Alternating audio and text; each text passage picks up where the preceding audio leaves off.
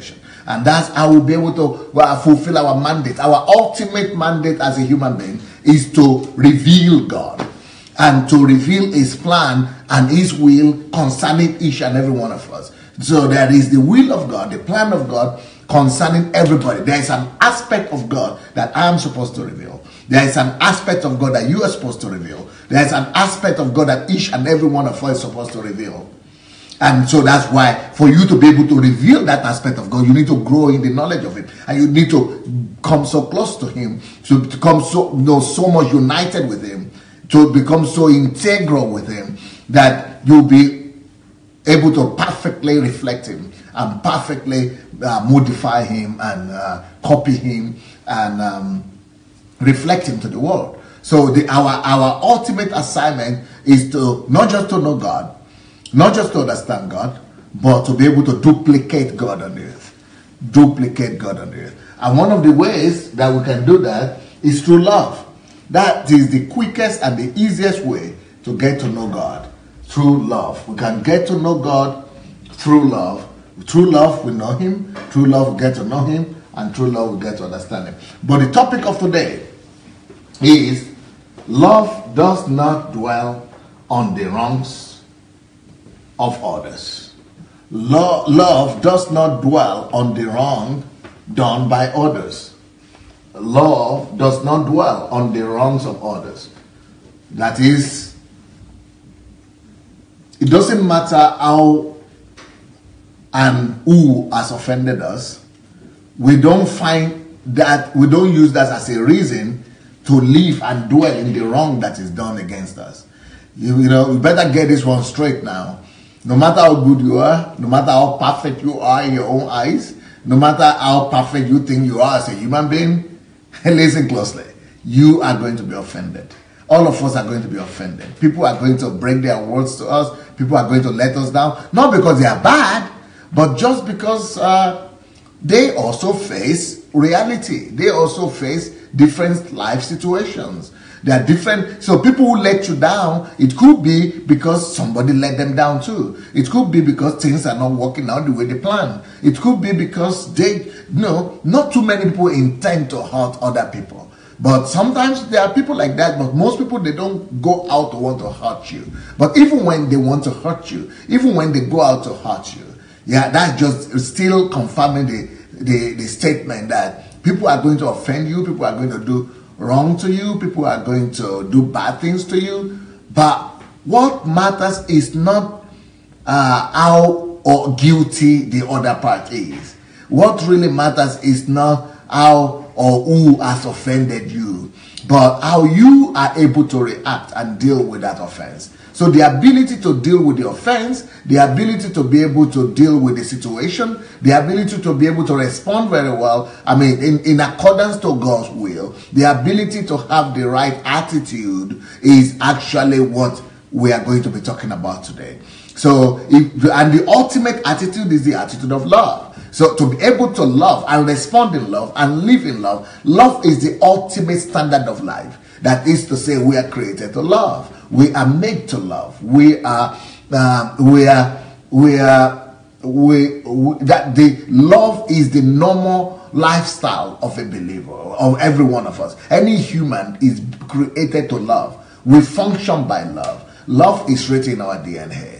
In our DNA. Love is written in our nervous system. Love is written in our brain, in our veins and brain cells. Love is written in our cells. Love is written in our membranes. Love is written in our system. You know, we only function by love. So we are created to function by love. So it's when we learn to function by love, then we have the highest living standard. We have the highest life and the best of life that is possible. So love does not dwell on the wrongs of others. So if you want to have the best of life, you must be able to live and operate by love. It is when you are able to live and operate by the standards of love, that's when you are living your best life. So how does love respond when it's offended and when people hurt him? So love will not dwell. So let's say somebody comes now and steals your money, or deceives you or offends you one way or the other, or rapes you, or do any horrible things against you. Now that is hurtful, and any offense is hurtful. But deal with the offense, deal with the hurt, surrender it to God, allow yourself to be healed, but don't dwell, don't keep on thinking about that evil that is done against you. Don't keep on dwelling on it. Dwelling on it means, okay, morning and evening you are thinking, that guy hurt me, okay, that guy hurt me, wow. When you dwell on an evil done against you, what you are actually killing yourself, you are actually hurting yourself, you are actually damaging yourself. Because the more you think and dwell on the wrong that is done against you, the more bitter you become. So when you dwell on the wrong that is done against you, you become more bitter. And bitterness doesn't heal you. Bitterness destroys you. Bitterness damages you from inside. The hurt that has been done against you might have been bad, but bitterness will do more hurt. Bitterness will inflict more hurt on you. Bitterness will do more damage on you than the hurt that was originally done against you, than the injustice that was done against you, than the offense that was done against you. So for you to be dwelling on the evil and on the wrong that somebody has done against you is to keep on poisoning your system. It's like you are drinking a poison in the hope that poison is going to kill your enemy. But it's not your enemy drinking the poison, it's you drinking the poison. If you are drinking the poison, it's not going to hurt another person, it's going to hurt you. So dwelling on the wrong that is done against you, on the offense that people have done against you, thinking on it, remembering it, keeping the memory of it, is like drinking a poison and hoping that the other guy will die. He will not die. You guess who will die? Guess who will die? It's going to be the one drinking the offense, remembering the offense. So one of the best things that you could actually do to set yourself free from that kind of consequences, and even more damaging consequences, is to first of all protect yourself. To first of all set yourself free from any kind of offense.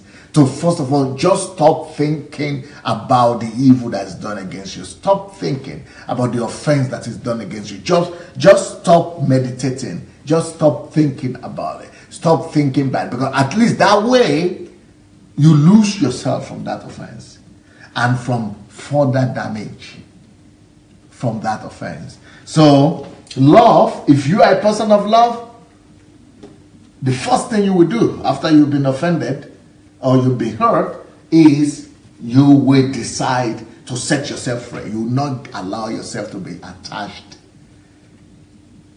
either to the offense itself or to the offender.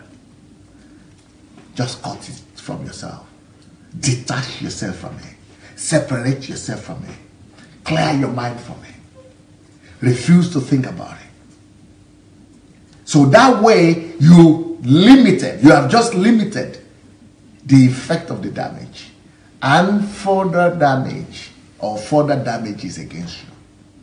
Because you know what? This life is full of offense.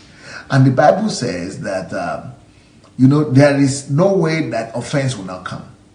That offense will surely come. But woe unto him through whom offense comes, and then woe unto them who are offended of me. So if we are offended also, woe unto us. So woe is not just to the person through whom it has come, but woe unto us who are offended. You don't need to be offended. Loose yourself, detach yourself from that offense. Because the more you keep on being offended, the more you keep on reflecting on that offense, the more damage, the more woe. That offense keep on attracting woes. What is woes? Misfortunes, dangers, destructions to your life.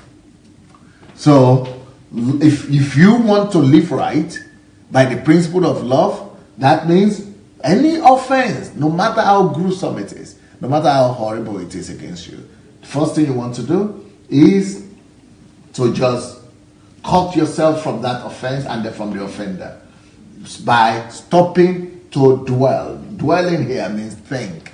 Stop thinking about the offense. Stop thinking about the offender. Stop thinking about the evil. Stop thinking about the wrong. Stop thinking about all the damages and the pain and the wrong things that has been done against you. Just stop it. Once you stop it, at least you have achieved the highest level of victory. You have attained that victory. You have achieved that victory. Now you can move on. Or if necessary, you can now go and pursue justice, but without offense. You can pursue justice in the, through the law system or anyway, or claim your, damages, but already your heart is clear. So even though you are still in court or you are suing or you are waiting for your money back or something, but at least there is no bitterness. So you are not killing yourself in the process. But if you still keep the bitterness, if you still keep the offense, before the lawsuit finish or before the court case finish, you have already died because the offense has killed you before justice comes, or you have already died before they return your money because you have already bitterness has destroyed you. So love does not dwell on the wrongs of others. If others have done the wrong, let them dwell. Let them think about their own wrongs. Let them, even if they don't think about it, they will suffer the consequences. The wrongs of others is their own responsibility. The wrong and the evil that other people do, let them take responsibility for it, or they will answer for their own wrong. But if you want to be the partaker of their own wrong, the evil they have done against you, the very wrong they did against you, for you, if you are not careful, you will become a partaker of that very same wrong. How do you become a partaker of the wrong? Instead of just leaving it for them and to them to be able to bear the consequences of their evil acts, by you not releasing them, by you keeping on thinking about that wrong and of the offender, you yourself, you have already been offended, then you are now bringing upon yourself the damages of the offense even more, and the consequences of the action of the guy. So let him, it is he who has done evil, he is the one that is in the territory of evil, leave him there. Don't go and join him there and be bearing upon yourself the consequences of the evil. So what people teach in Nigeria by saying, fall down and die, that is against the principle of love. That is bringing you to the territory of the evil. The person has done evil against you, you are a victim, you are in territory of love. But by you trying to retaliate, you yourself, you bring yourself under the territory of evil also. So, by telling them kill, fall down and die, send back to sender, all those things are against the principle of love. So send back to sender is not, is making you from the victim to become the offender again. You are destroying your case. From a plaintiff, you are now the accused. You are making yourself, you are bringing yourself from the kingdom of light to the kingdom of darkness by just wishing for retaliation and by praying for retaliation and by calling upon and dwelling and thinking on it. You are transferring yourself from the kingdom of light to the kingdom of darkness. You are putting yourself under destruction. You are coming to the destruction zone. From the protection zone, which is the zone of love, you are now transferring yourself through your wrong reaction into the zone of destruction. So the zone of wrong and retaliation and anger and dwelling on it is the same thing. So you are suffering twice. You've suffered one time when they hurt you, but now you yourself, you are now putting yourself in the same category. You are putting yourself in the cell, in jail, together with him. That the jail is meant for the offender, but by you saying you are retaliating, you are sending back to sender, you are putting yourself in the same jail with him. You are locking yourself behind bars. So the only response to offense and to evil is love. And how will love respond? Love will not dwell on the wrong that others have done against him. Okay, so why do people offend us? Why do people offend us? And what is the reason for any offense or any evil or any wrong thing in the world? any problem. Look, it's the same principle. All problems in the world is a love problem. Either loving yourself too much, or oneself too much, or not loving others as oneself, or loving others too much. So a misdirected love is loving the wrong things, self and other things, instead of loving God and others. So anybody that has offended you, or anybody that is hurting you, is all a love problem, because the person is loving himself too much, or the person doesn't love you as his neighbor, or the person is loving you too much.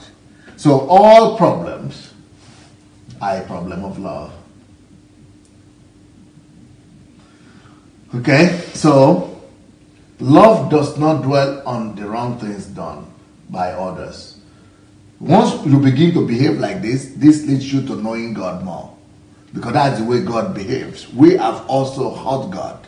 We have also done evil to God. But God, who is love, does not dwell on the wrong that we have done against him. If God has been dwelling on the wrong that we have done against him, we would have been destroyed. But even God himself would have been hurt. It's against his nature to dwell on the wrong. The more he dwells on the wrong, the more it affects him. So God doesn't dwell, because it's a different territory. It doesn't come to the evil territory. It's a territory of evil to be dwelling on the wrong of others. So God doesn't do that. God remains in his own territory of forgiveness and of love. So when we behave like this, we get to know God, because that's the way God is. When we behave like that, we get to understand God, because that's the way God is. God is love. Matthew 5. Maybe before we do Matthew 5, let's have a look at the video, one of these videos that's talking about this principle that we are talking about today. Let's see the video, and after the video, we will read Matthew. Okay? Bye-bye. Rashish.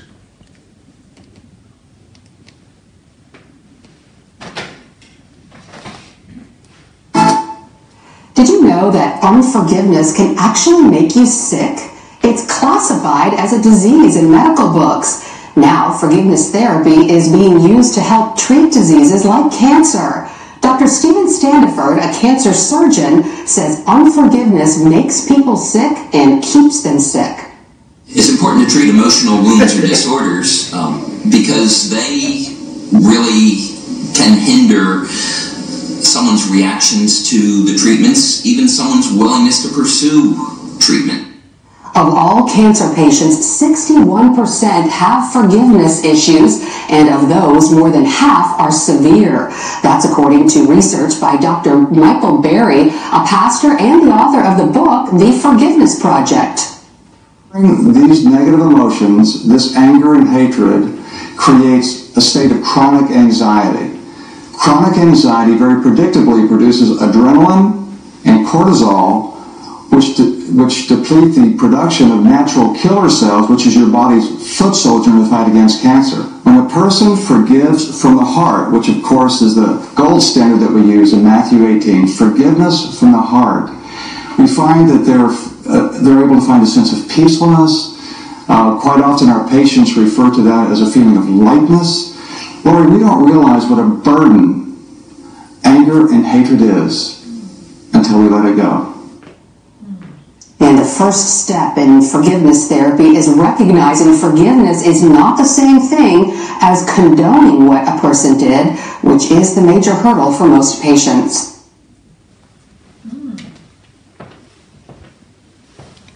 Beautiful stuff. Can you get it?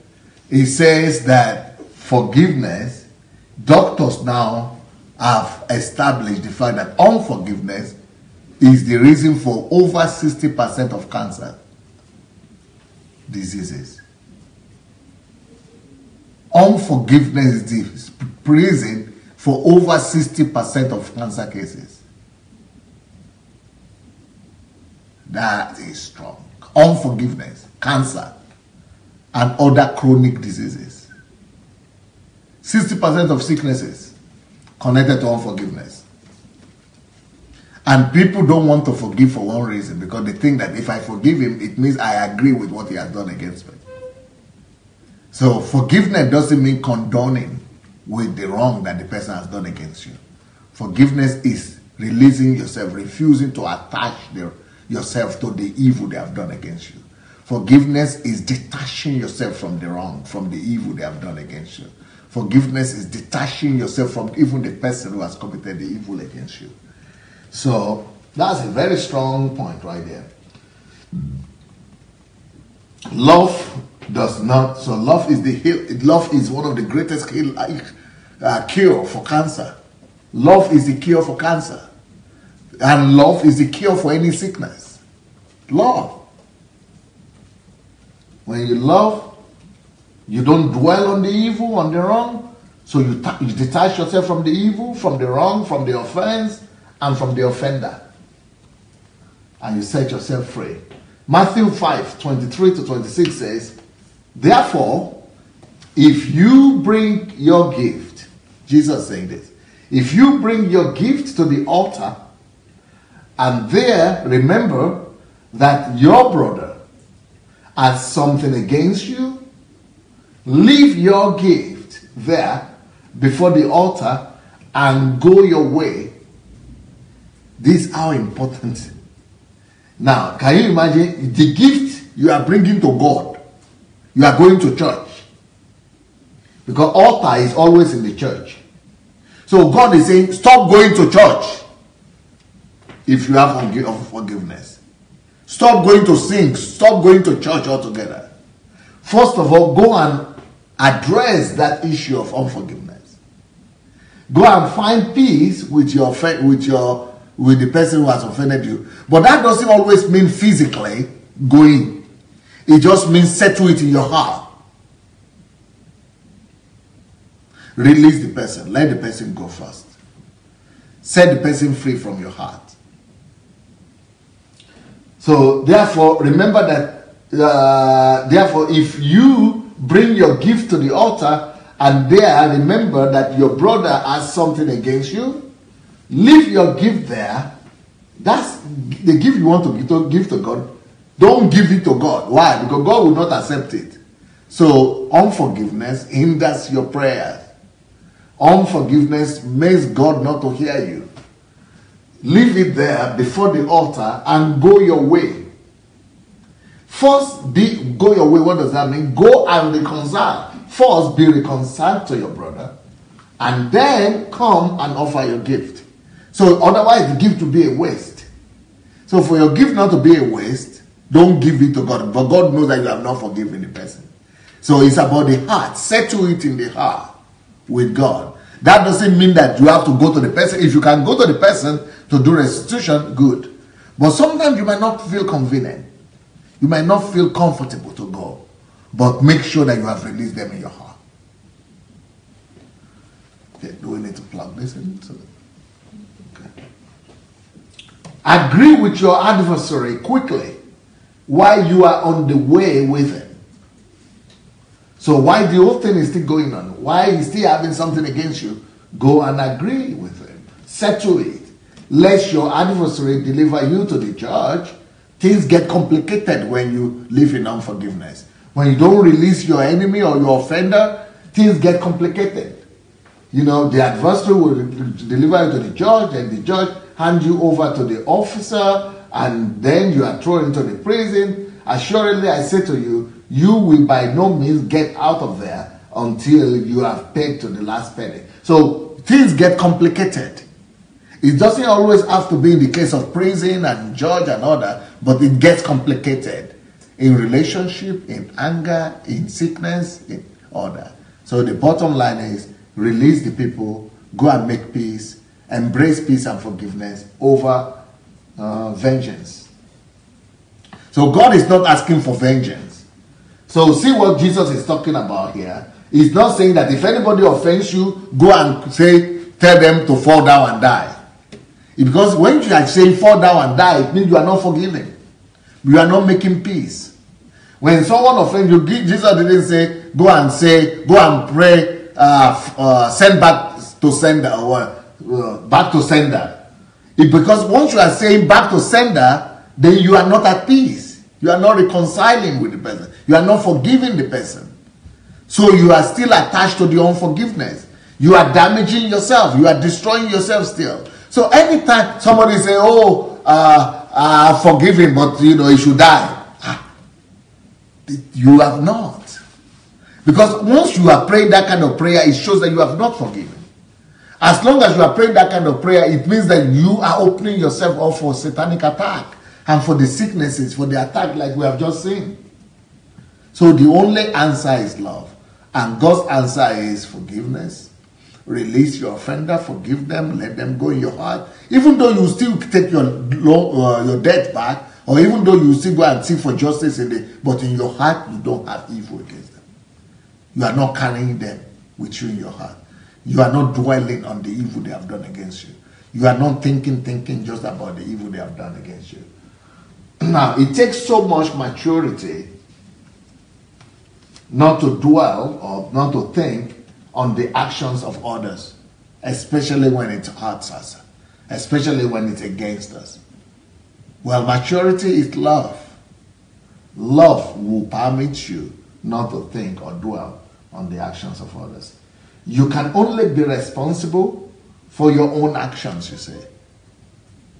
Because if they are the ones who offended you, you should just rejoice because it is their problem. But if you begin to say fall down and die or send back to sender or begin to live in anger or bitterness, then now you become the offender. Now you have to take all the consequences upon yourself of your own action also. So your own action should be only the right actions. Forgiveness, blessing, loving. That way you keep yourself in the zone of grace, under the zone and canopy of blessings and love. You are not stepping into the danger zone. There is nothing much you can do about the actions of others. It's their own responsibility. So some people are saying, but how can they behave like that? How can they behave like that? As long as you still ask that kind of question, it means you are not dead yet. You are not dead to yourself. Stop asking, how can other people behave like somehow? How can other people behave like that? In fact, whenever I hear people saying that, how can they behave like that? How can they behave like that? It means that you are not living in forgiveness. It means that you are still bitter. It means that you are still condemning. You are not responsible for their actions. Why should you bother yourself? Why can they behave like that? Why should they do like that? How can they do like that? As long as you are asked, why are you bothered about their action? You cannot do anything about other person's action. They take responsibility for their action. Even though they don't take responsibility, consequences of their actions will come to them. Is it not their action? Hey, let them take responsibility. Let them receive the consequence of their actions. Why should you be bothered? How can they behave like that? I can't even imagine it. How can a Christian? But they are Christian now. How can they behave? Why should you go and take somebody's hot coal? The coal of the head of somebody upon your own head. Don't bother about other people's actions. And by the way, anytime you see yourself talking like that how can other people behave like that? Do other people behave like that? It's an indicator to you that you are not free yet. It's an indicator to you that you are not victorious yet. It's an indicator to you that you have not yet overcome bitterness, unforgiveness. It means you are still dwelling on their actions. It is wrong for us to be dwelling on the actions of others. Even if you are going to analyze, maybe you want to analyze, okay, why did they behave like that? That is a little bit different than how can they behave like that. When you are just analyzing, let's say you just want to analyze to be able to see the mode of thinking of other people and to be able to just analyze and be able to take better decisions. And that means then you'll be rather asking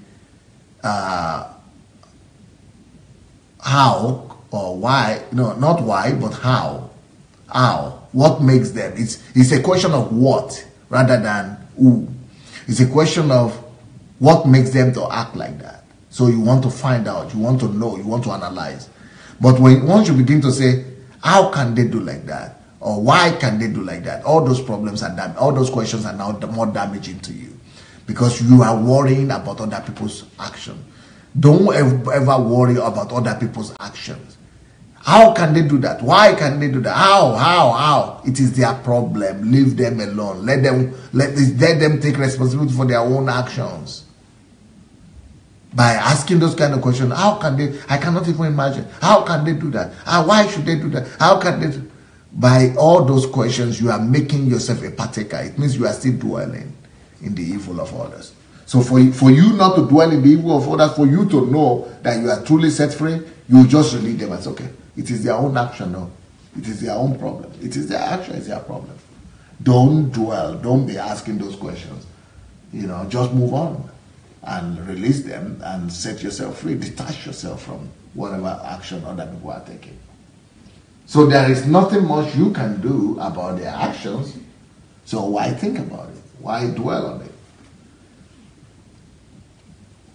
Matthew 18:21-35 says, Then Peter came to him and said, Lord, how often shall my brother sin against me, and I forgive him? Up to 7 times? Jesus said to him, I do not say to you up to 7 times, but up to 70 times 7 times. That's almost 500 times in a day. Therefore, the kingdom of heaven is like a certain king who wanted to settle accounts with his servant. And when he had begun to settle accounts, one was brought to him who owed him 10,000 talents.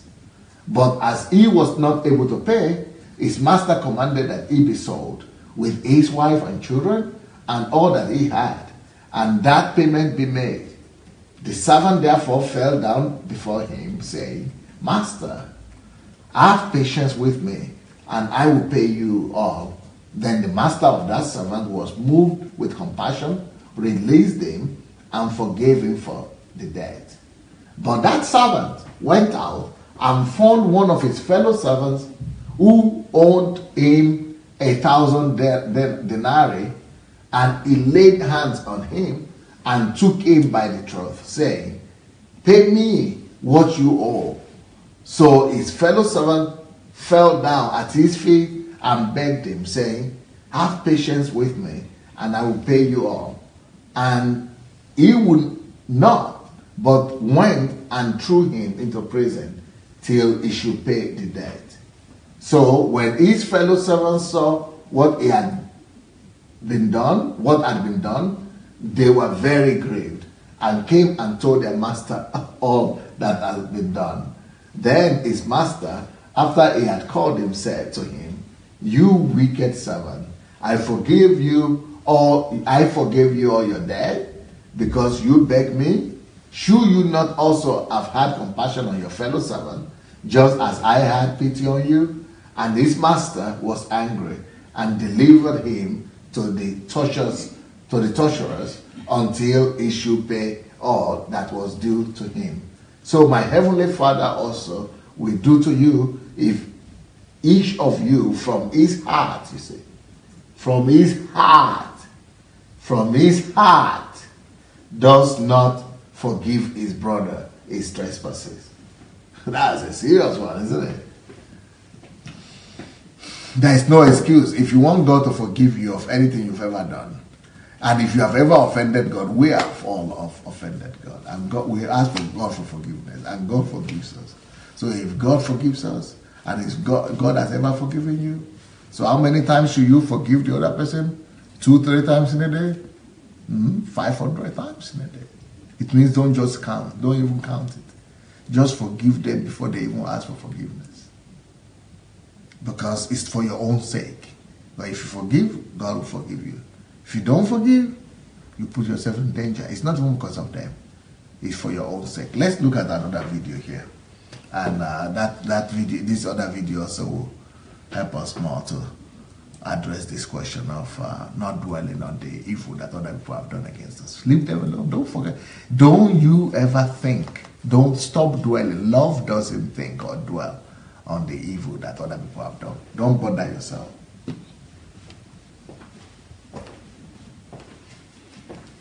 in church who was known to sing and dance. There was a woman in church who was known to sing and dance. Everybody loved to watch her. Everybody loved to just listen to her. But later on down the years, she passed away, and it broke the church's heart. Everybody felt sad because everyone missed her and missed how she used to sing and dance. One day the pastor sat down and prayed and asked God to just have an open vision of her singing and dancing before your throne. And God replied, "She's not with me." The pastor just pondered and said, "What do you mean, God?" And he said again, "She's not with me." God told the pastor that when she was young, she was married, and the husband divorced her. She grew bitter and unforgiving every single day. She did not forgive her ex-husband. Pastor just sat there and listened. And God said, "She's in hell. She is not with me because she didn't forgive." If you are struggling with unforgiveness, God knows about it. But you have to do your part and tell him that you want to overcome it. You have to do your part and not be bitter, but be better. Don't let bitterness get into your heart. Don't let the enemy plant seeds in you and cause you to be corrupt. Please, if you have this problem, go before him, and he will help you, but you just have to do your part.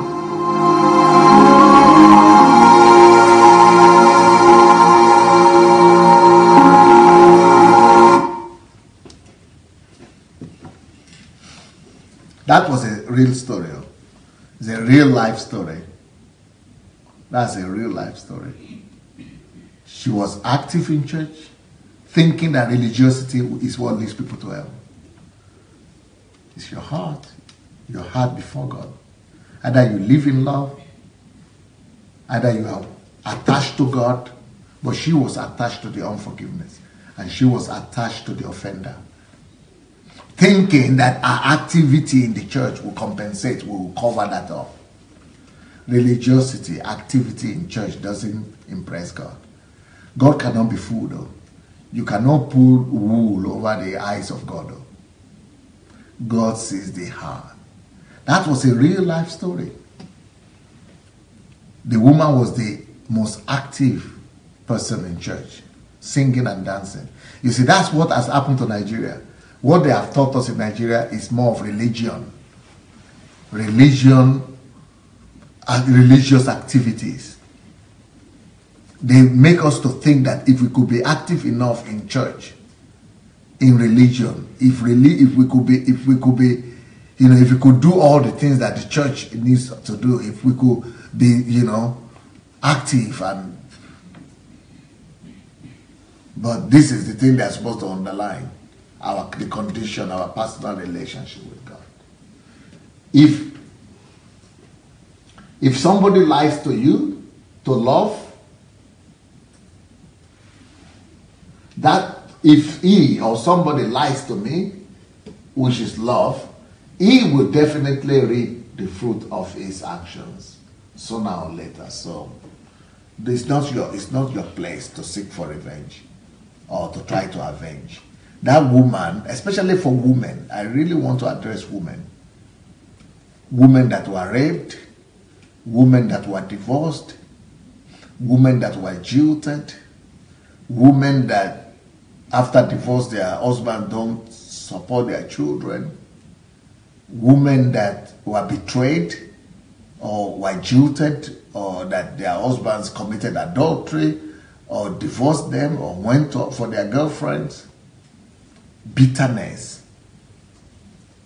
That doesn't mean that you are condoning the action of the person, no, but you are setting yourself free. You are setting yourself free from their sin.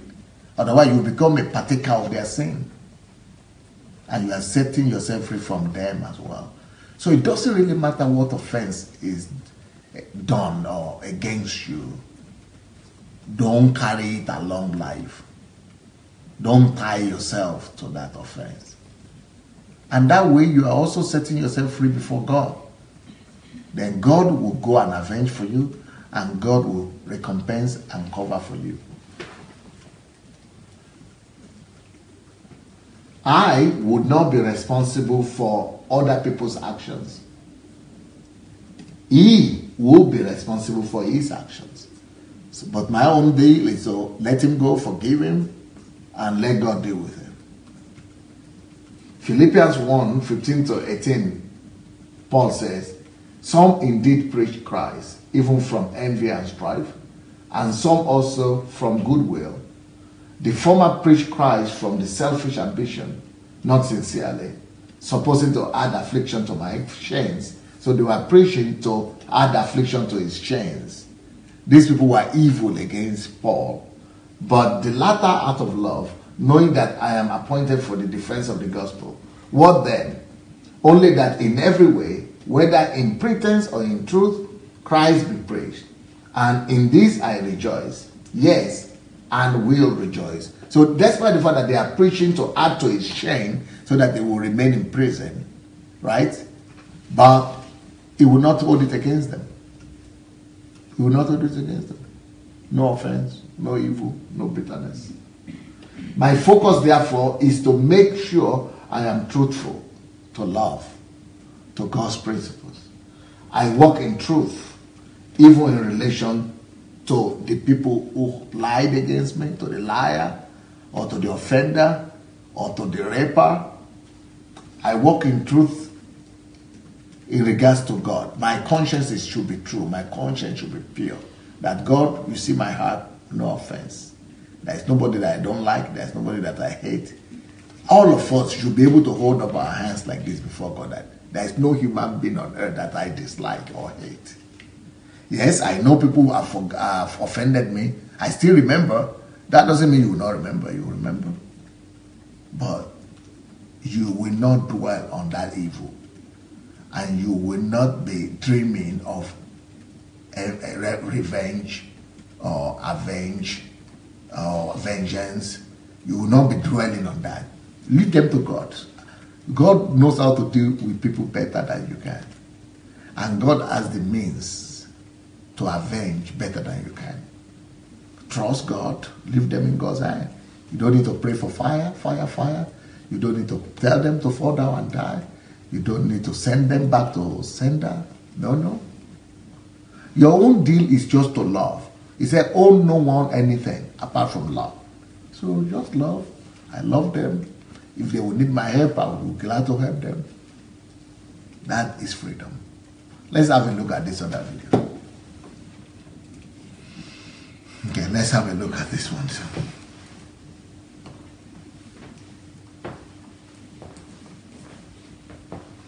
Nelson Mandela may have passed on, but he leaves a legacy of love and forgiveness. Is there a psychological benefit to that? Science investigates.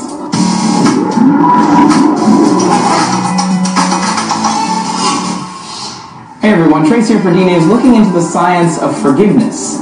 Humans are a complex mix of emotional states which all evolved to serve a purpose. For a long time, forgiveness was thought to be in the realm of religion and philosophy, but science has begun to study the idea of forgiveness and the psychological and health impacts of letting go of internalized conflict. During apartheid, Nelson Mandela was imprisoned for nearly 3 decades. When he was finally freed in 1990, he refused to hold on to anger or resentment toward his oppressors, saying, "As I walked out the door toward the gate that would lead to my freedom, I knew if I didn't leave my bitterness and hatred behind, I'd still be in prison." One could say that Nelson Mandela is self-actualized, which is described in psychology theories as what a man can be, he must be. One of the keys of this is to forgive. Mandela was a preacher of love and forgiveness. Writer William Hazlitt believes without someone to fight, without someone contrary, humans wouldn't survive. We need a villain to have a hero. Even in the Roddenberryan utopia of Star Trek, humans still have contrary feelings. But though it's difficult, why is forgiving important? scientifically speaking. Remember, we're animals. We evolved forgiving because those who were able to forgive were able to produce more offspring. A psychologist from Duke University writes humans were unable to rely on their speed, their fighting skill, their strength, their size to defeat predators. Instead, they had to form cooperative groups, and thus natural selection tipped toward those who were accepting, supportive, and helpful. The study of forgiveness is relatively new, and so far science has shown forgiveness has a genetic component, but can also be taught and passed through social interaction. When people were asked by researchers to think about a time they suffered a wrong, their heart rate, muscle tension, and blood pressure all increased. They reported feeling less in control of themselves and were under significant stress. Forgiveness alleviates those problems and allows the human animal to heal. Psychologists define interpersonal forgiveness as a shift in thinking where the desire to do harm lessens and the desire to benefit the relationship increases. A study funded by the John Templeton Foundation found that when people were able to forgive, they had lower resting blood pressures and they could more easily cope with chronic pain, while patients holding on to anger and resentment experienced aggravated pain. Another study in Michigan found those who refused to forgive had higher levels of cortisol, a major stress hormone produced by the adrenal gland and a natural steroid, while the Mayo Clinic says those who practice this shift in thinking have lower incidences of depression, better functioning immune systems, and nervous systems. They also had lower rates of heart disease. Ultimately, outside of direct biological benefits, social science done by Stanford University indicates forgiveness can help interpersonal relationships flourish. Taken together, forgiveness lets the body physically relax and mentally heal, which, I don't know about you, but that sounds pretty great. No wonder Mr. Mandela lived for so long and accomplished so much. His body was content, relaxed, and stress-free. Have you ever had trouble forgiving? What did you do to finally let go? Tell us in the comments below the video, and thanks a lot for watching D-News Today. Subscribe for more. Science. They used to think it was a psychological question, forgiveness, before. And they used to think that it was just silence, religion and psychology. Now science, it affects every area of the health. From cancer to digestive system, to nervous system, to length of life. Forgiveness. So God is right. God is right. So love believes all things because it thinks and feels the best for all people. In Genesis chapter 34, there is a story there that is very, very compelling, very sad story. Let's have a look. Genesis 34, 25 to 30, but we'll just read 25 and 30. Now it came to pass on the third day, when they were in didn't I take it? Something before that? No. Okay, let me give you a preliminary story. What happened was, this is from Jacob's family. Jacob, you remember Jacob went out of, he was running away from his brother, right? And then went to marry those 4 wives, and eventually, right? He served there for 21 years or so. And when he was coming back, he was afraid of his brother, that his brother would kill him, but God gave him favor. So then he settled down in a land there. So the land where he settled in, there were people already, the Canaanites, living there in that land. And okay, he was a smaller family because it's a village or it's a town that was having the population. So there were minorities there in a foreign land, a strange land. So, of course, his own children were grown up at this time. And he had many children, 12 of them. So, one of his girls, some of his children were now friendly with some of the children of the indigents. Just like most of us are in Europe now, or America, or wherever you as a foreigner. You are a foreigner in a foreign country. The other people are the majority, and then there's no way you not relate because all of you live in the same community. So the children of Jacob were relating with the children of the indigents, and one of the children of Jacob was a girl, and that girl, while she was friendly with another girls in the other family, the brother of the house, the most senior person in the other family, and that happens to be the king's family, the family of the king of the land of that particular community, the prince, the one that is most respected, the one that is most accomplished, you know, fell in love with the daughter of Jacob. And then, you know, they were dating, you could say it like today. And as a result, they had intimacy together. Now, to Jacob and his family, that was insult because there was no right. There was no marriage right. There was no, what do they call it? You know, dowry and, you know, traditional wedding. No, just, no bride price, no wedding, you know. It's almost like rape, we could say. But it was not really rape in that case. But it was just out of relationship. But it was still wrong because they asked for the hand of the lady in marriage. So that is regarded as an insult. So when the father, the king of the land, heard about it, that his son had slept with the daughter of this new family, or daughter of Jacob, the father, the king, didn't condone the thing that his son has done. And his son too was ready to go and do the right thing, to go and repent, and actually marry the lady. He was saying, we are ready to repent, we are ready to do the dress, we are ready to pay, do everything we need to do. And I'm not defiling the girl. I didn't just sleep with her to let her go. I'm ready to marry her. So he was ready to marry her. So the whole family, the king of the land and everybody went to meet Jacob and his family and asked for forgiveness. They asked for forgiveness and they said, we are ready to put the redress, to make the corrections that needed. We'll pay the things, we'll do all the things that are needed. Just tell us what we need to do. Now at that particular time, Jacob had all these 4 wives, right? But the daughter that was raped, you know, when you have 4 wives and all the 4 wives have children, you know, you categorize the children by their mother, you know. So the brothers of that girl that was raped by the mother, from the same mother, had 2 brothers. And so those 2 brothers, is it Levi and who? And Simeon. Levi and Simeon, or Simon. Levi and Simon, they were the direct brothers of that girl, Dinah, they call her, that was raped. So even though they heard the conversation and that the guy, the prince, was repentant and the king has come to apologize and they were ready to make a redress, but they were very offended anyway. Anybody will be offended, right?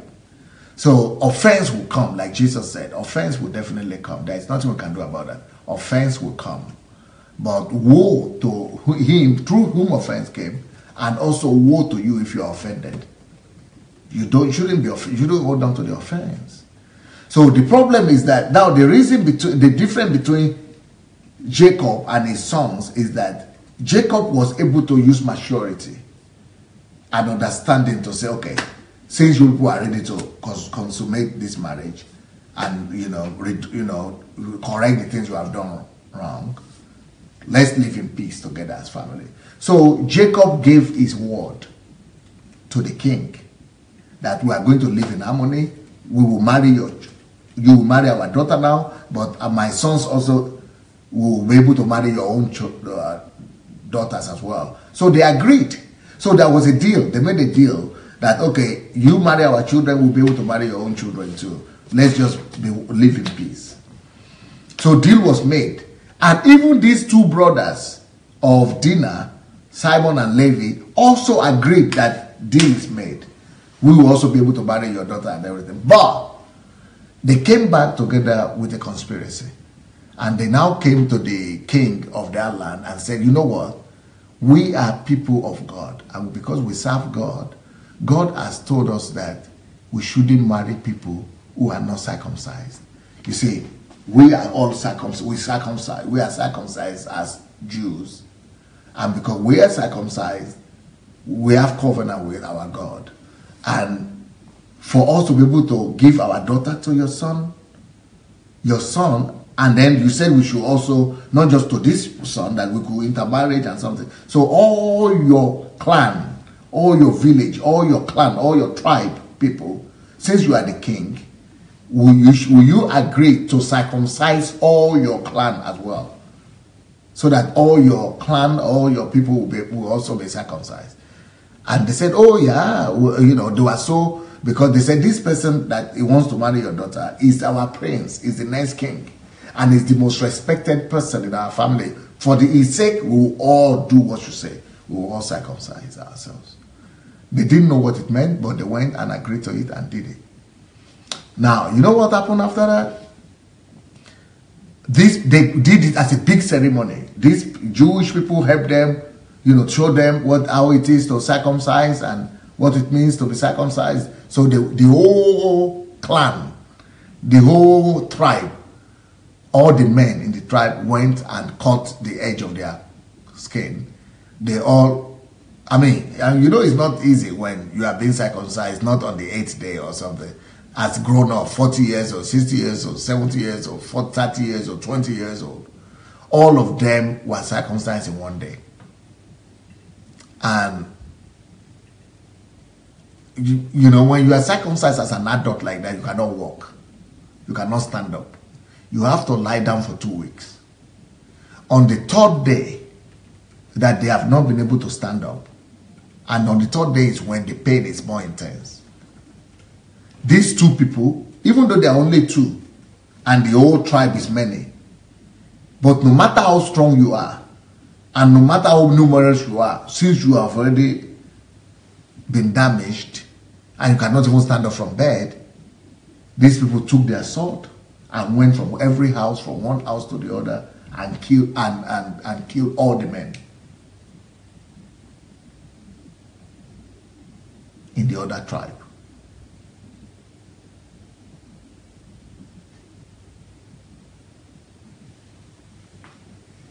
That's it. That's a tough revenge, just because they raped your sister.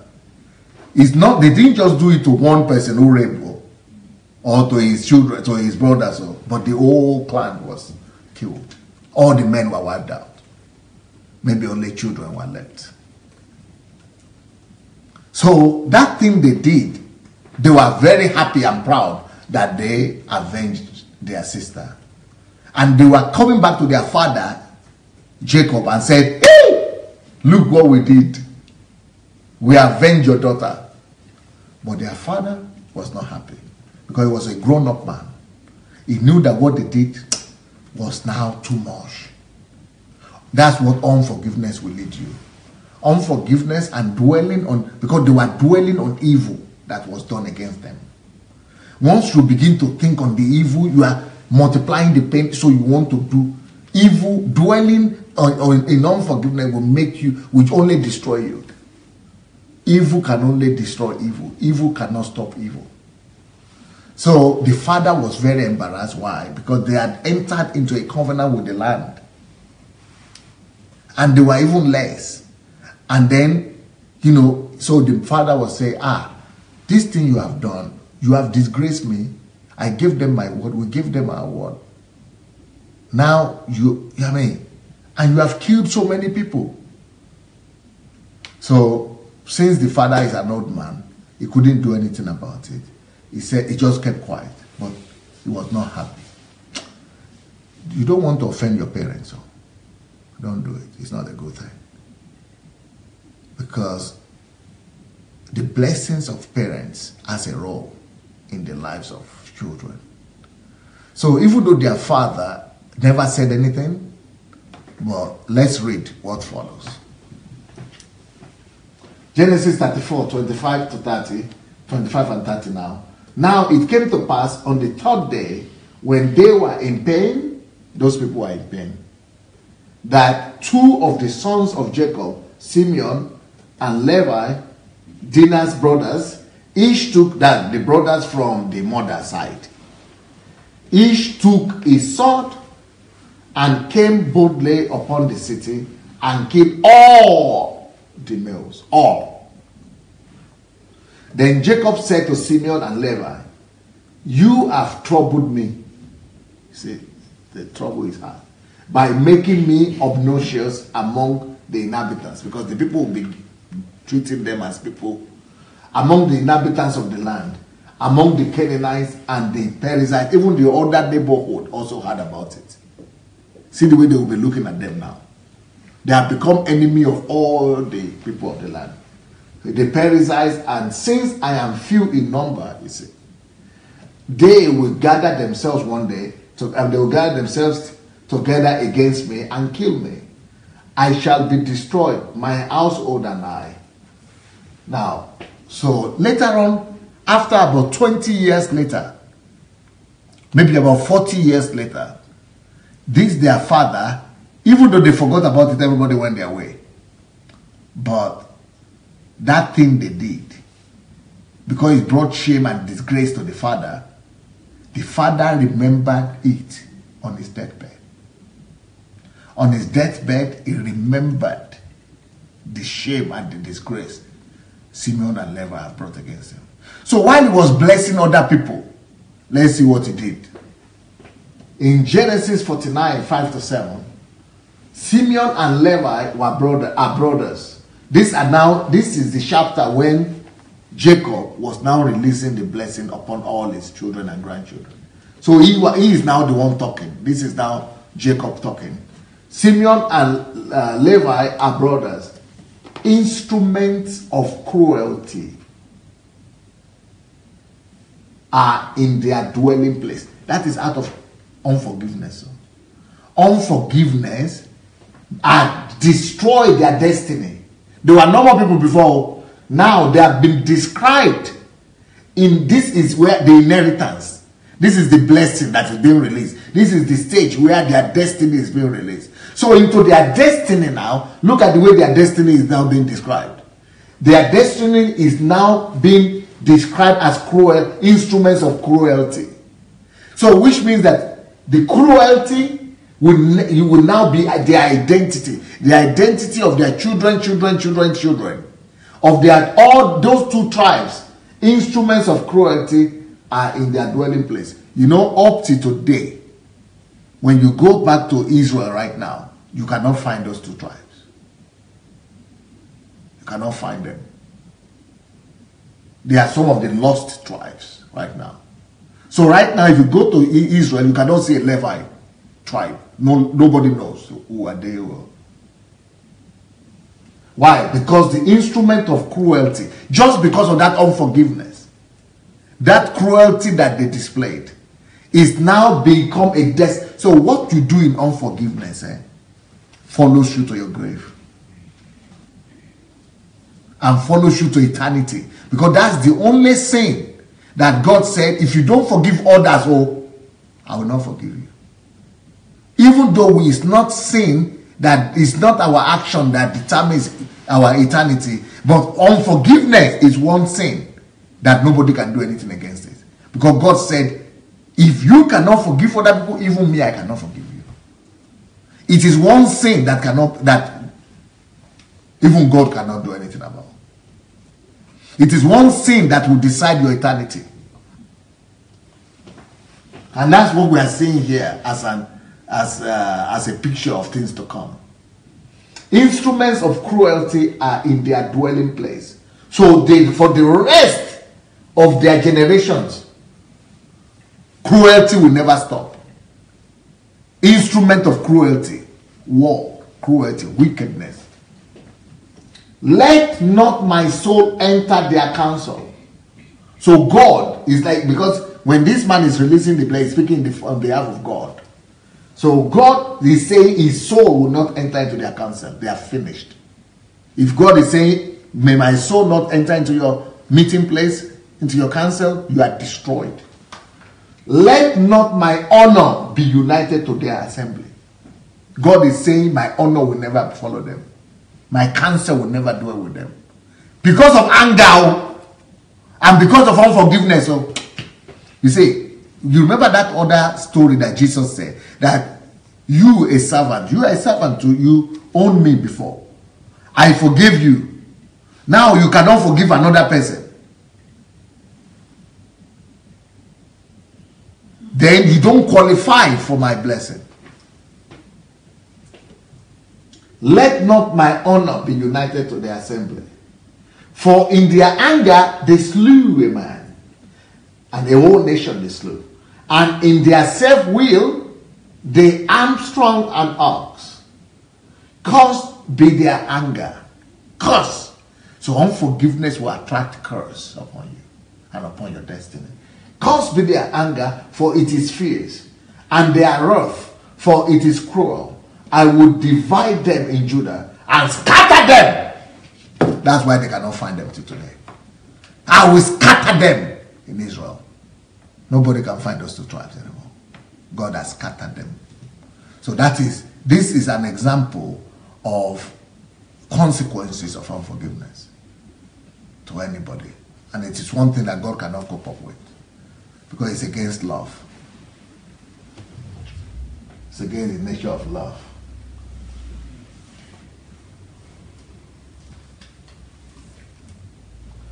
Let's have a video, one of the videos. Let's have a look at one of the videos and then we'll continue later. So love does not dwell on the evil that is done against it. Okay, let's have a look.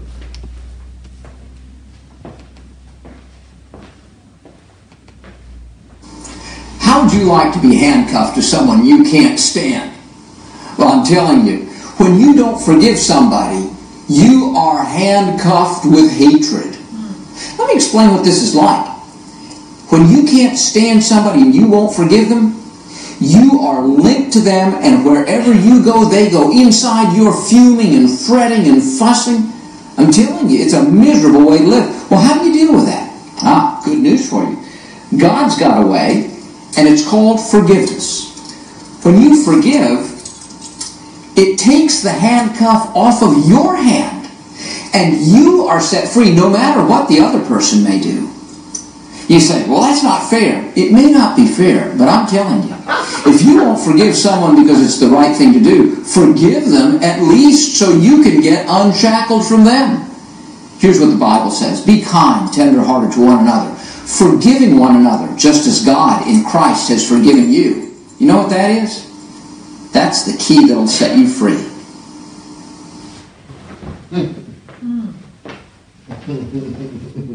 Very direct and powerful, isn't it? Very direct and powerful. Let's see the note.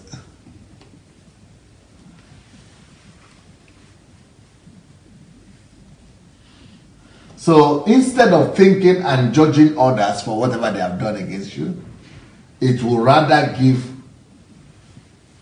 is better to rather give them the benefit of a doubt. Love will rather give the benefit of a doubt to others. Leave it to God. Trust God better. That God will do better. God will judge better than you can ever judge. Believing all things means presumptions of innocence. Even for your offender. Presumptions of innocence.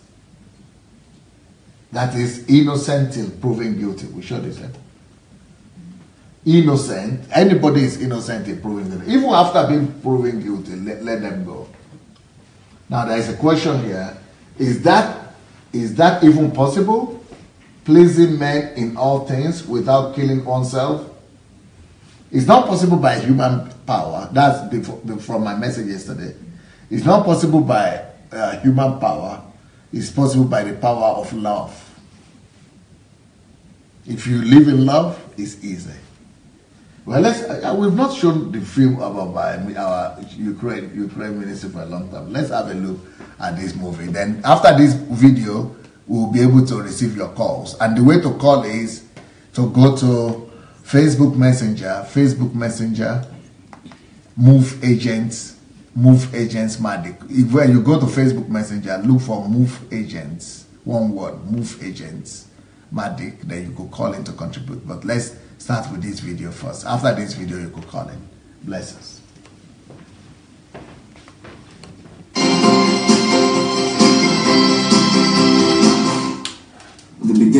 workday. Pastor Sunday's schedule is full and his day is intense. The office manager and pastor's assistant, Marina Perskaya, told us that. From the very morning, he was about to meet with former drug addicts who attend the main rehab center in Kiev. This rehabilitation center has a beautiful name, Love. It's true, the drug addicts can only be saved by love. As we see, these guys are very glad to see Pastor Sunday. Their eyes are full of joy and they are gladly shaking his hands and embracing him. After a word of encouragement, follows a photo to remember and then a prayer for blessing. While looking at what is happening from outside, clear understanding comes how these adult yet childish guys need Father's love and care. They're always in abundance when Pastor Sunday is around. Everything is simple. He just has a heart of a father. He just has a heart of a father.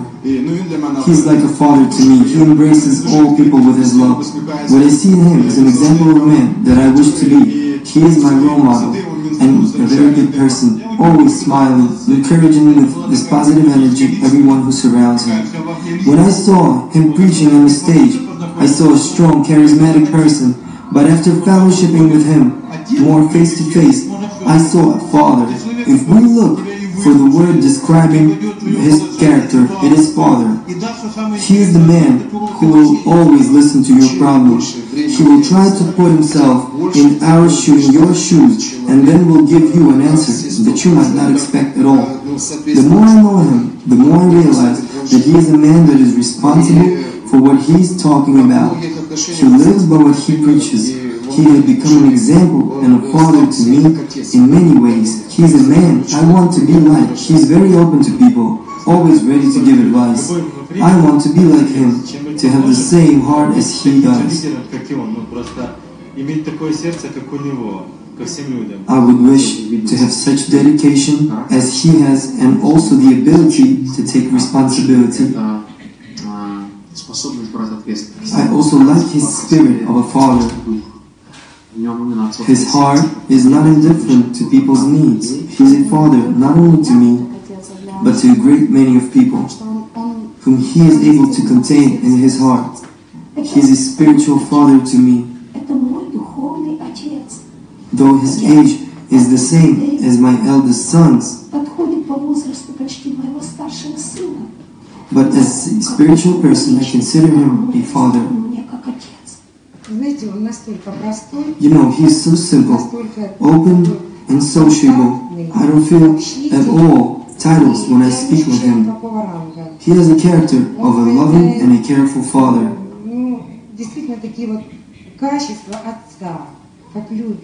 He always is ready to listen to you or greet you. I never saw him sad, only smiling. The next destination point is Stephania. Together with kitchen director, Pastor Sunday went through all departments and stayed satisfied of the menu quality. While attending the soup kitchen, Pastor never forgets to meet with many homeless people that are there. Our journalists couldn't stand the smell and left the room, but Sunday and the center workers reacted in no way to that intolerable stench. More so, Pastor is not scorned to greet these outcast people, shaking their hands and speaking with them as equals. Everyone has his question to the pastor, and he is always attentive and sensitive to their problems. After having drenched his feet, Sunday moves further. Today he gives personal consultation at the office and then an evening service. Pastor is always talking to somebody, if not personally, then by phone. Actually, we can meet today, but a little bit later, because now I already have an appointment. Now here's a non-scheduled meeting. Pastor didn't refuse to meet with someone who needed to speak with him. We don't know who it is yet and where they're going to meet.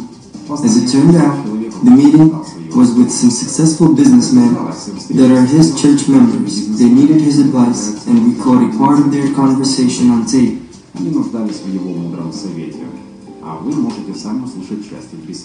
We decided to collect some money to spend them on social programs in our country.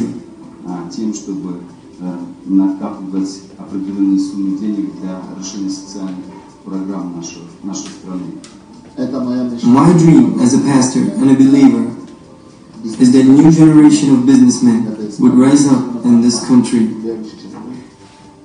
Because I see the many problems this society has and how indifferent to them are those who are in power.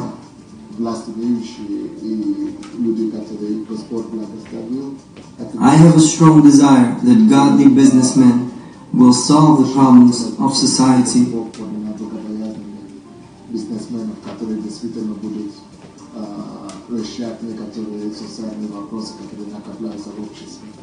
We need your blessings and advice, because it will help us to move forward even when you won't be near.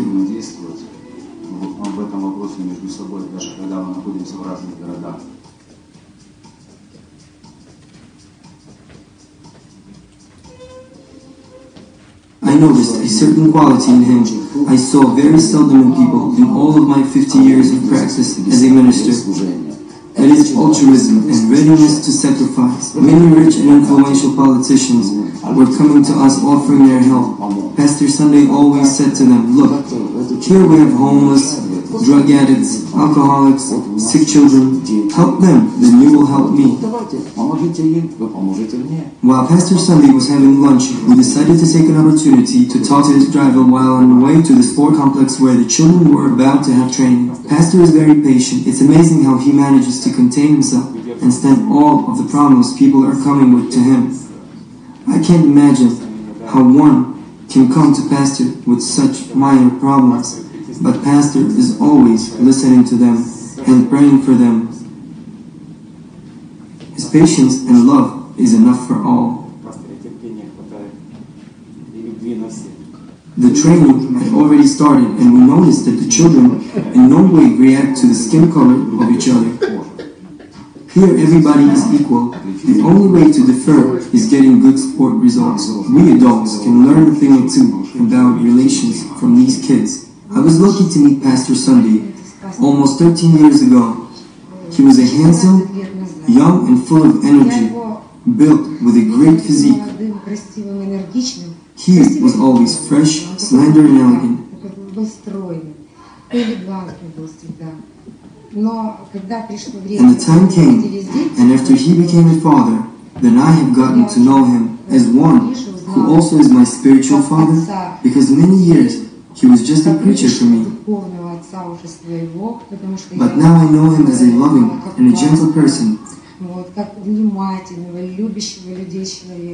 His children were trained by me in the sport complex. I am a diving instructor, a difficult kind of sport that includes 5 disciplines. Only brave people can succeed in this sport. It is very difficult to teach African swimming because they are not a swimming people. But thanks to hard work and parent support, these children get good results. I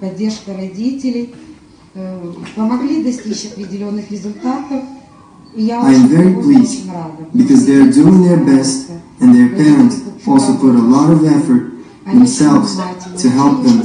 Actually, they are very modern, simple, and loving parents. Always attentive to me and to their children's results. Together we solve some upbringing issues. Everything is all right, and I soon will raise up the 3rd child, Earl. Pastor Sunday always frequently attends the gym because he understands that his health needs to be taken care of, because not only the spirit has to be strong, but also the body. After having lunch, Pastor is hurrying to church office. Today he has his spiritual council meeting and personal consultations. Having made clear all issues of the spiritual council, Pastor begins to receive people for consultations. These consultations are mostly preferred by Sunday in his ministry. All that he lives and works for is to help everyone who has entrusted him his problems or needs. It was impossible to listen to these life stories without tears. Even Pastor himself at times had this damp shining in his eyes. People were coming and coming, bringing their tragedies or asking their spiritual father for advice, and no one left without comfort and support. For a moment, it had already seemed impossible to stand all these problems. The pastor went on and on, listening till the very end.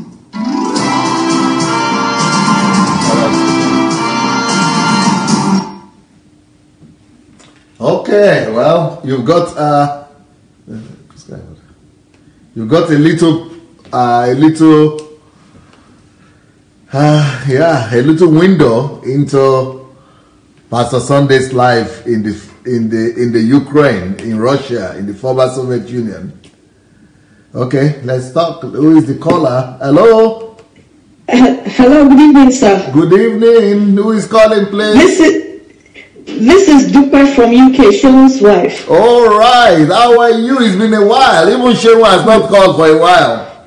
Yes, sir. We're fine. Thank you, sir. Nice to hear your voice.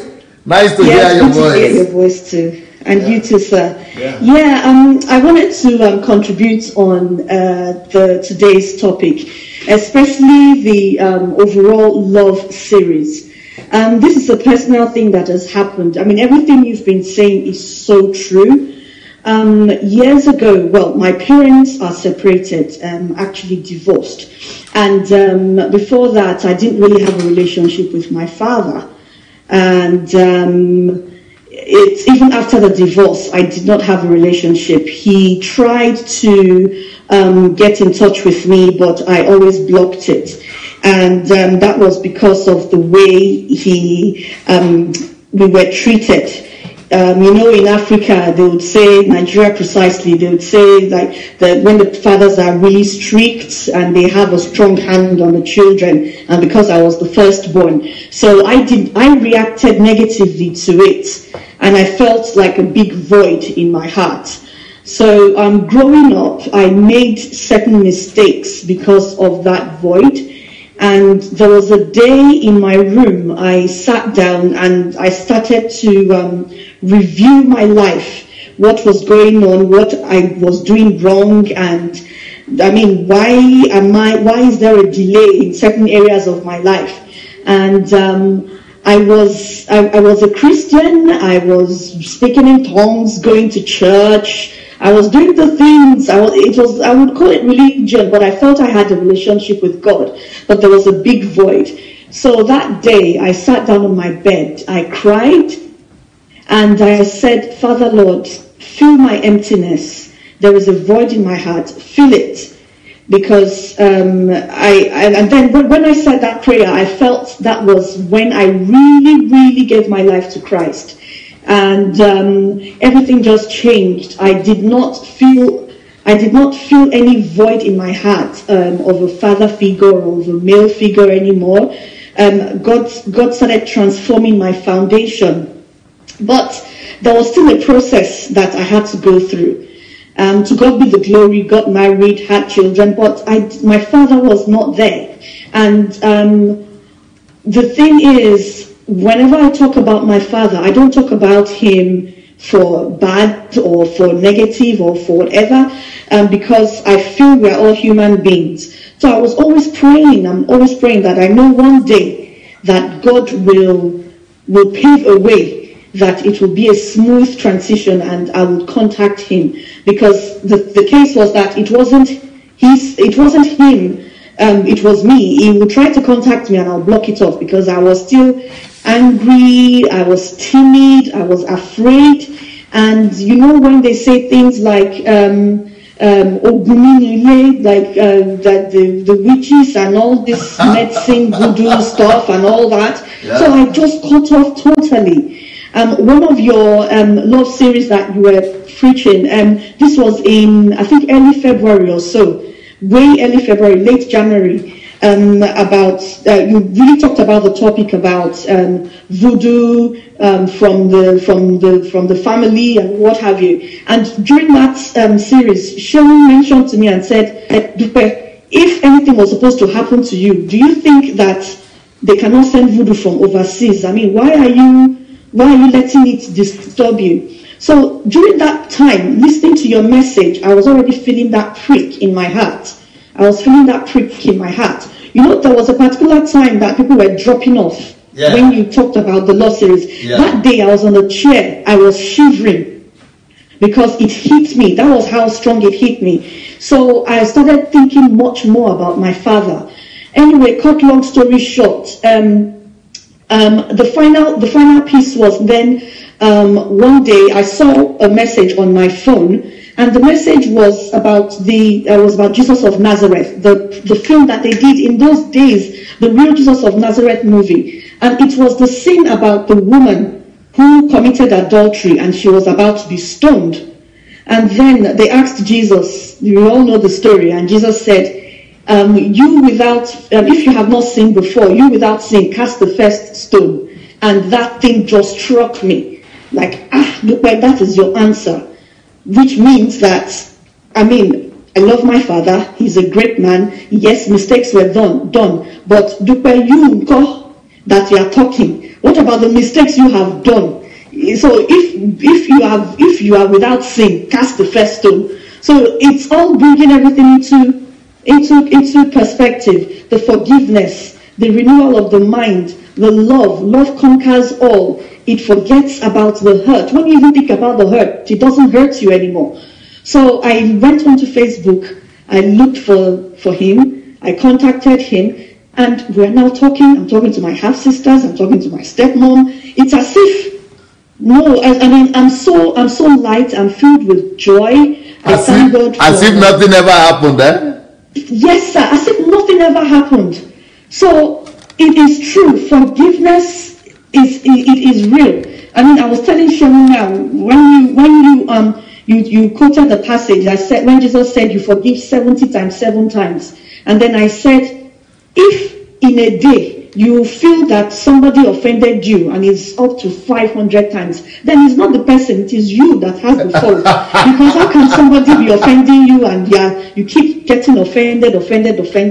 So whoever is hearing my voice now, just forgive. If you forgive and let go, let God just take control, surrender all. Don't let it hurt you. What is there? It's not going to add any height to you or reduce any height. It won't do anything. Just wasn't your dad surprised that you yourself were looking for him?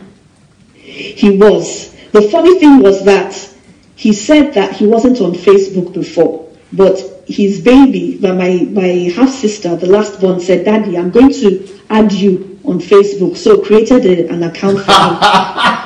And that was shortly after I contacted him. So he said that, can you imagine, God brought my pretty angel to me. Wow. That was exactly what his words were. Wow. Yeah. Yes, and every day we chat, even if we don't talk. He's in Nigeria, but we chat on WhatsApp. But when was the last time you had a good relationship with him?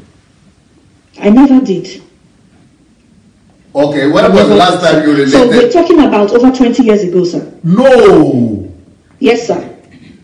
And he was not even present at your wedding or what? I chose not to include him. My mom tried. I said, Mommy, don't. And, that was how bad it was. Because it's just that there's certain things I can't say, sir. I was damaged. You are strong. You are also strong-willed, though. I was damaged. I said, no, Mommy, just leave it. Just leave it. Don't approach him. Wow. But I think she did, and I said, I warned you. Even she have their own issues, but this time around I didn't go through her. She was supposed to be the one that was even or more offended, since she is the one that was divorced. But it was like your situation was even more serious than our own. Yes. This is a big story. This is a big testimony. Thank you for choosing to share it, because it is going to set a lot of people free. Yes, sir.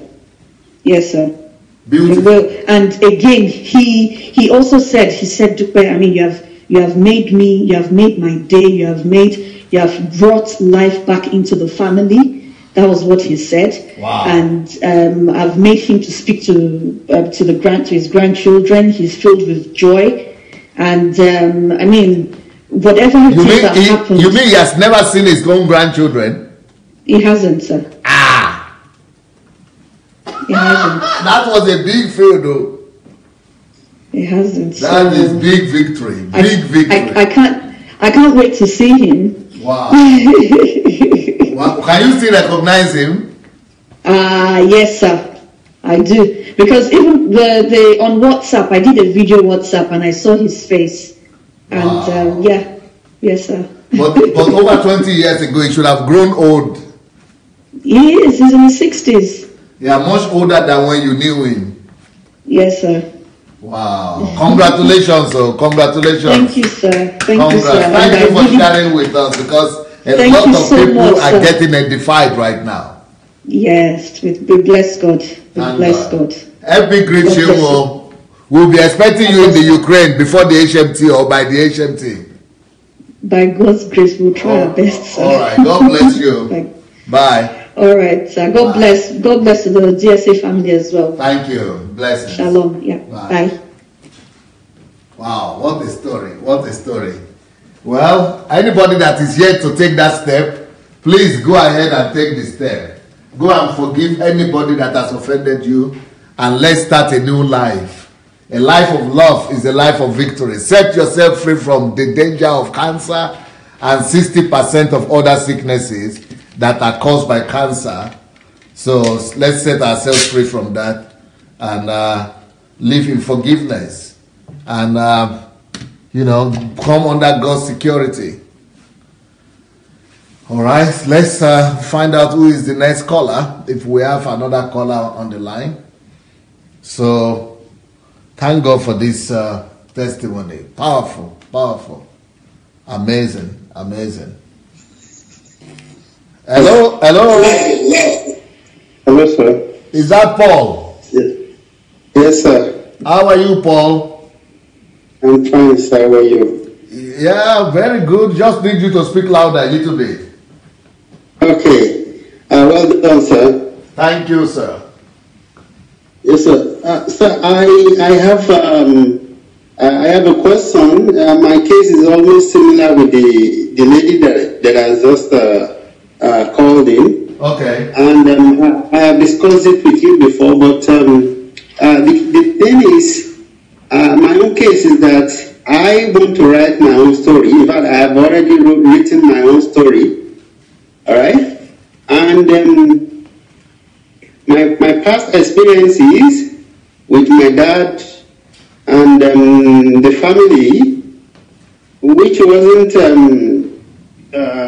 wasn't good, is a major part of my story. And I just believe, strongly that the world should read my story. Yes. Now, if I now tell my story, there's tendency that, I'm certain that some of my siblings, my brothers and sisters who are from my dad and my dad himself, if he reads the story, I'm sure they will be able to read the lines.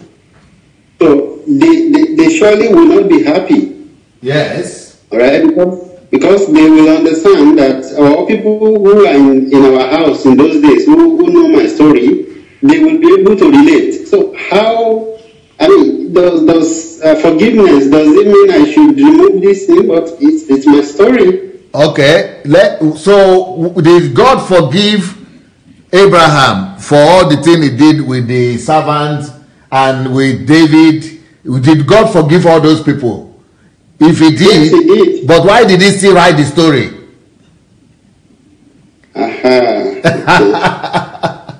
In my own, if you read my book too, my sister, I wrote everything. And all the family was surprised. They didn't even know that those things happened. But it is to show the grace and the forgiveness, how bad things could be, and yet life could still continue. Even God himself behaves.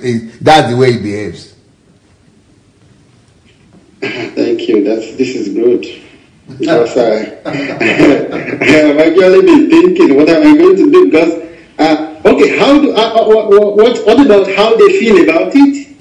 You see, you know, you yourself will be surprised how they feel about it, because they will now see how you feel about it.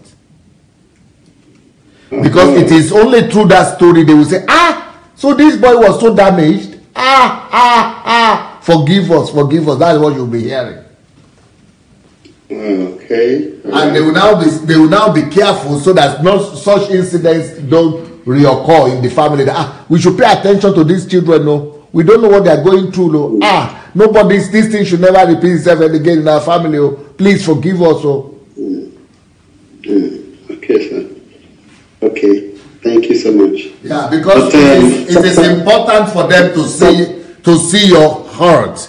You must express it, so that they don't think that nothing happened, but they will know that you are a human being. This is what happened. But see, I've come out of it. That's why I'm able to write a book about it. I've come out. I've forgiven. We can live, but so that this thing will not repeat itself for another person.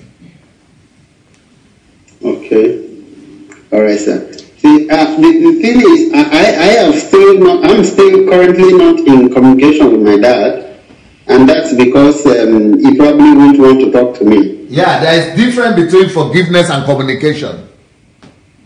Okay.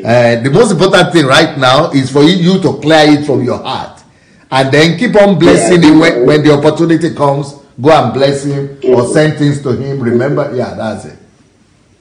Okay. All right, sir.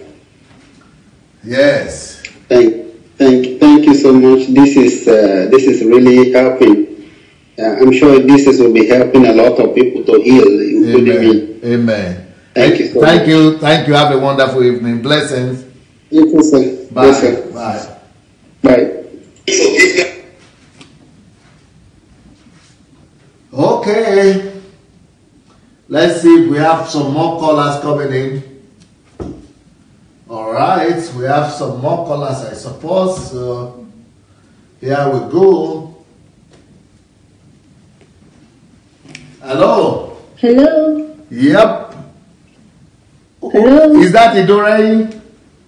Yes. Hello, DSA. Yeah. Thank you for calling. And now at least I will remember to announce that they should look for you. Please look for Idorei's house and get in touch with her if you want your children to come for teenagers HMT.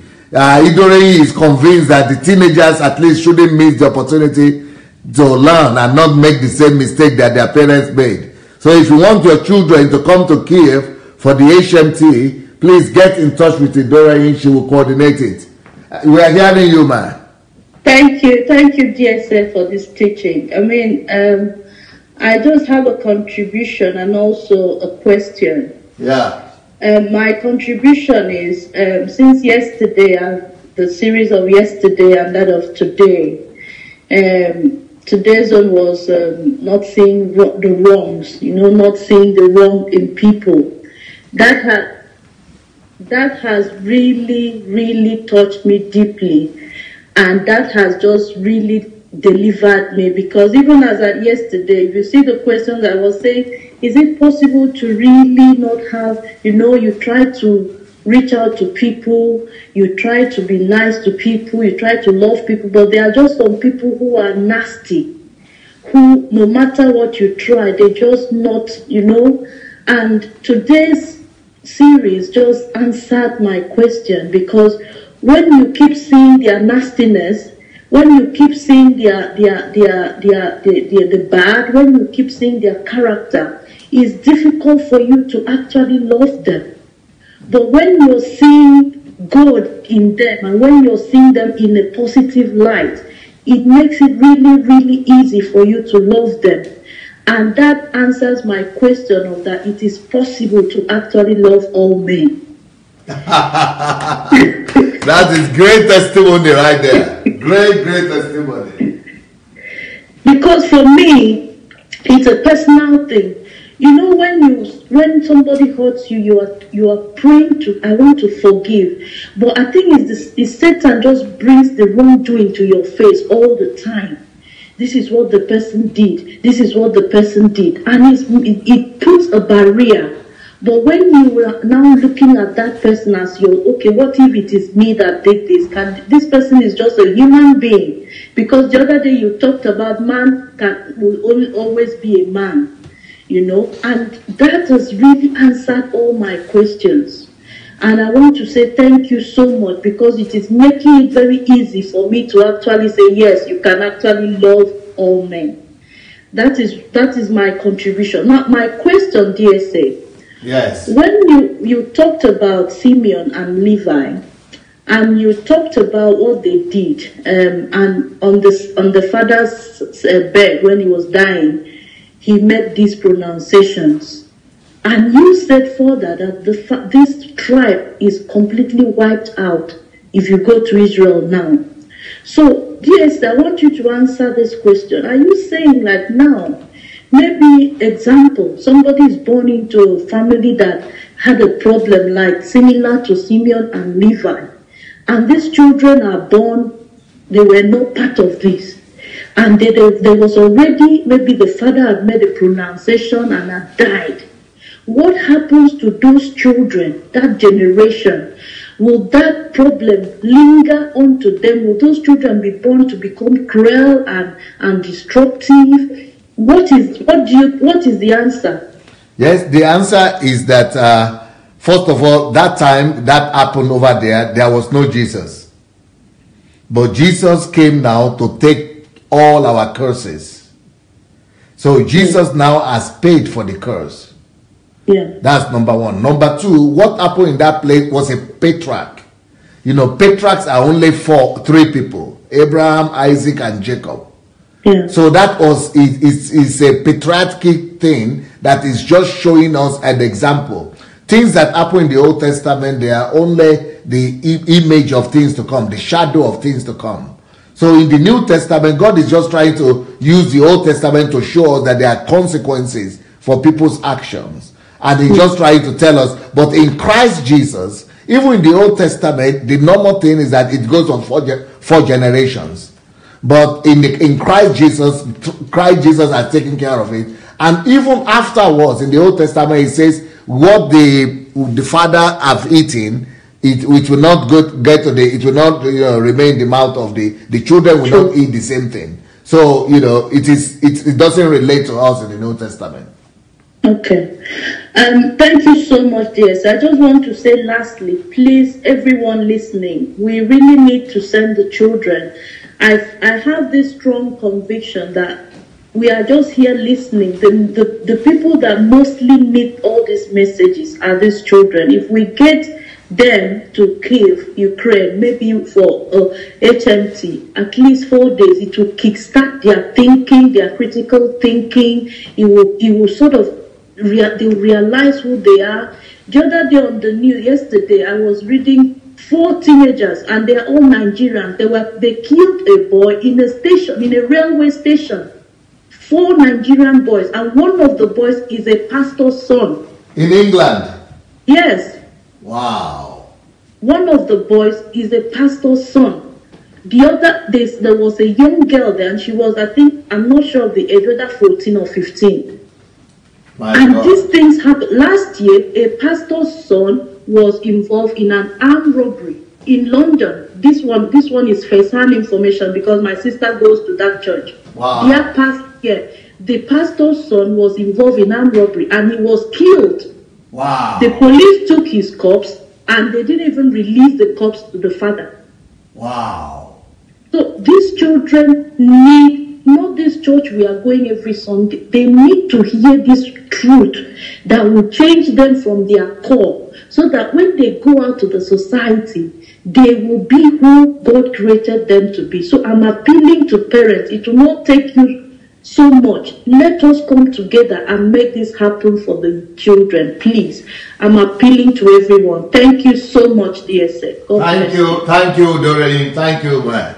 Now, for all the parents that want their children to come for HMT, the way to do it is we will also include it in the announcement one of these days. That you should just go to the Sunday Adelaja of SundayAdelajablog.com, and if you want to come for HMT in April also, Anybody that wants to come to HMT, what you do, go to sundayadelajablog.com, sundayadelajablog.com/visit, VISIT, sundayadelajablog.com/visit. So go and register for HMT, either for the April one or for the children one. sundayadelajablog.com. Go register your children and yourself for April or for summer HMT. So be free to do that. And also for those who have not yet registered for mentorship, if you have not yet registered for the mentorship, if you have not yet joined the mentorship is already going on now. Mentorship directly from me is for free. Just go to sundayadelajablog.com as well and /mentorship. sundayadelajablog.com/mentorship. Okay, hello, we have a caller. Hello. Do we have a caller? Hello. Good evening, sir. Hello. Hello. Good evening, dear sir. Good evening, sir. Is that Akin? Hello. Yes, sir. This is Akin from Nigeria. Yes. Glad to hear from you. Yeah, same here. Thank you for the teaching of today. It's a lesson I learned a long time ago. Yes. When you hold up to the wrong of others, it can bring up so many things.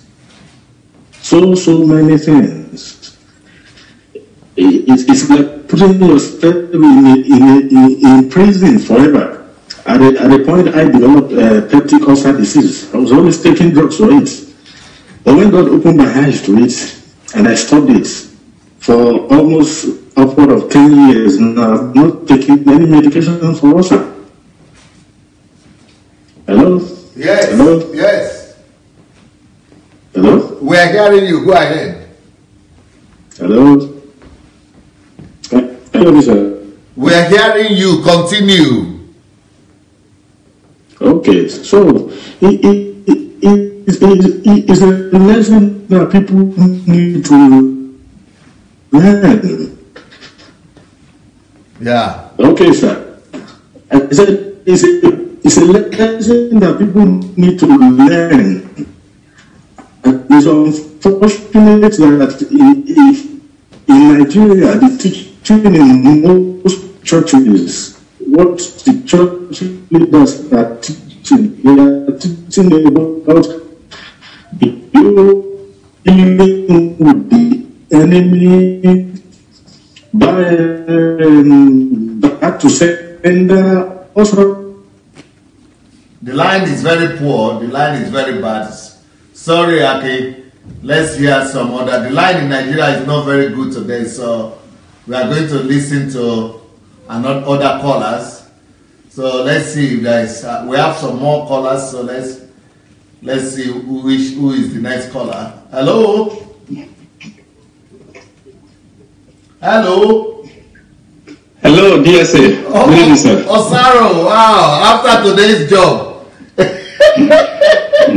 Good evening, sir. Good evening, sir. Welcome.